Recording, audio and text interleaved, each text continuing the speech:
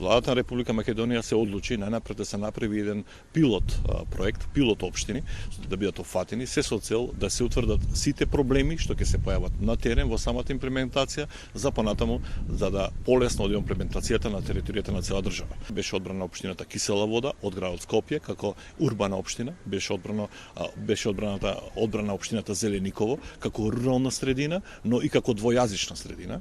Исто така беше одбрано градот Свети Николе како еден помал град од внатрешноста, исто така градот Гостивар како пак тројазична општина. Граѓаните од овие општини во периодот што следи ќе бидат посетени од геодетски, од теренски екипи, од приватни геодетски компании кои што ќе треба да ги соберат овие податоци, да ги повикувам на соработка, на се со цел да имаме успешна имплементација на овој проект. Корисници на целиот адресен систем ќе бидат сите, почнувајќи од Агенцијата за катастар недвижности, Министерството за внатрешни работи, Централниот регистар, општините, владата, но и приватниот сектор, на Македонски телеком, на ВИП, како големи провајдери на услуги на граѓаните, и како им е потребен овој регистар. Исто така и на банките, и на сите оние институции кои што се занимаваат, кои што им се потребни точните адреси. Како држава е неминовно државата да има адресен регистар. И не случајно Европската унија во Инспајр директивата адресниот регистар го става како прв клучен регистар кој што секоја држава на ниво на Европска унија мора да го направи. Ако се обезбедат потребните финансиски средства, очекуваме веќе